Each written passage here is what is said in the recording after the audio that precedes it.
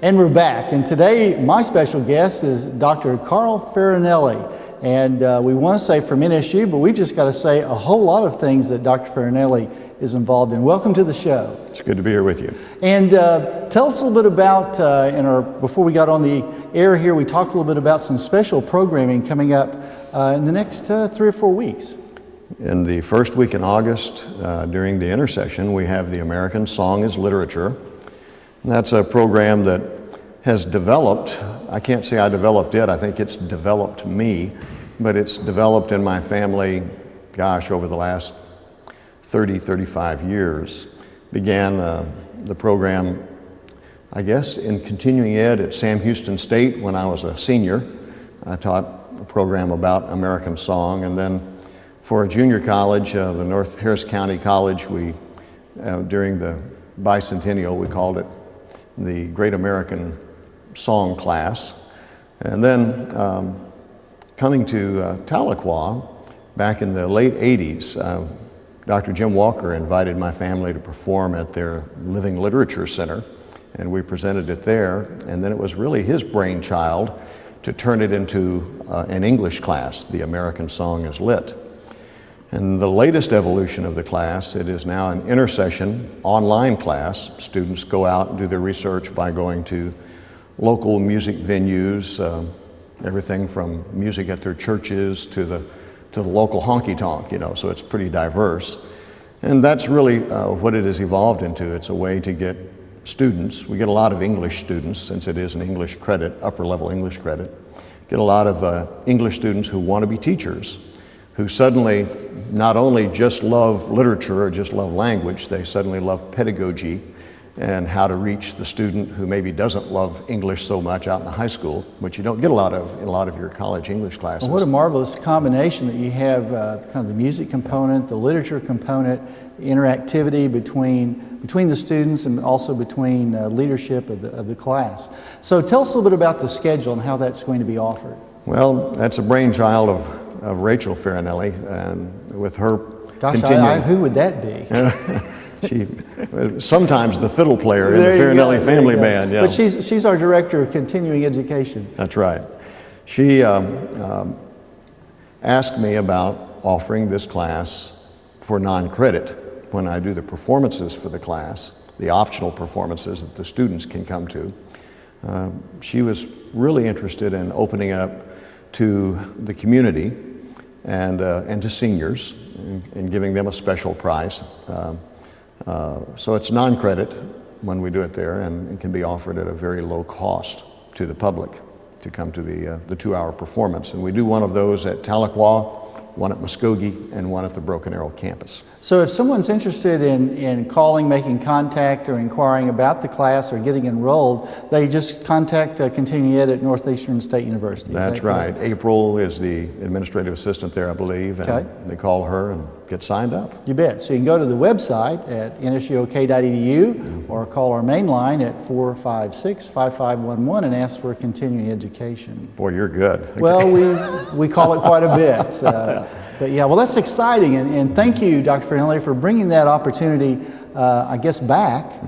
It's maybe a little different spin here or there, but what a great idea to involve all those components into a community-based class. It's one of the things that I think NSU does a lot in many different subjects, is that they somehow always manage to integrate community needs with educational needs.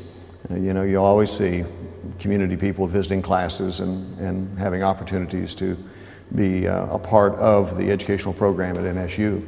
I've known you for several years. You have an amazing background and history in your family. Share with our viewers just for a couple of minutes about you're very talented. Your whole family is very talented. Well, thank you. And we so much enjoy that they're sharing that talent and those gifts with the community on many, many different occasions. But tell us a little bit about how, it's such an interesting story, how you kind of worked your way through from a family on up and some of your educational experience.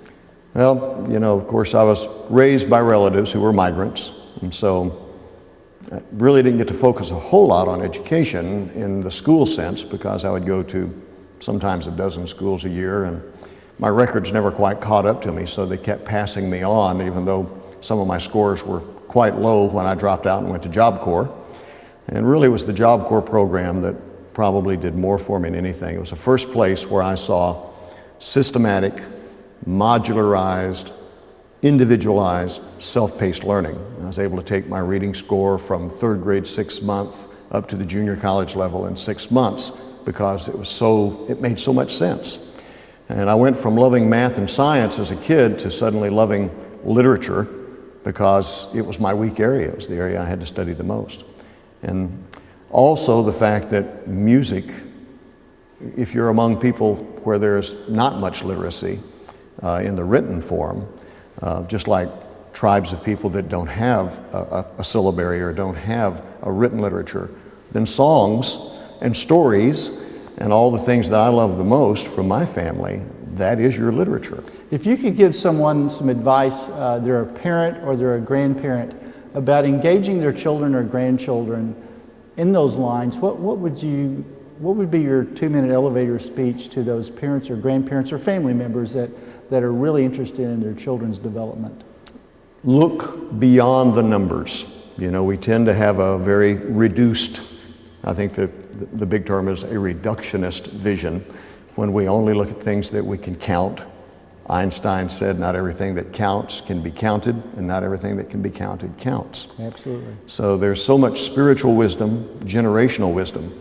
If you value grandparents, if you value things that are more than just this year's profit or this year's test scores, if you value that ancient wisdom, the beauty, not the bad old stuff, but the good old stuff that gets passed down.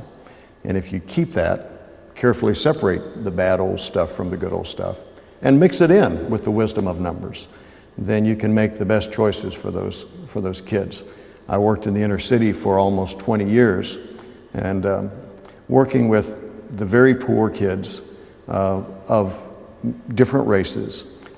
Where we had our most success was when we got family, grandparents involved, when we got all elements of the community working together. If we got everybody working on the kid's team, the kid would win.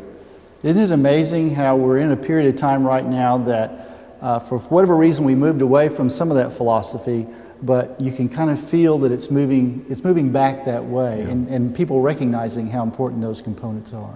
Well, see, we're becoming older, so grandparents are going to be empowered again, you see.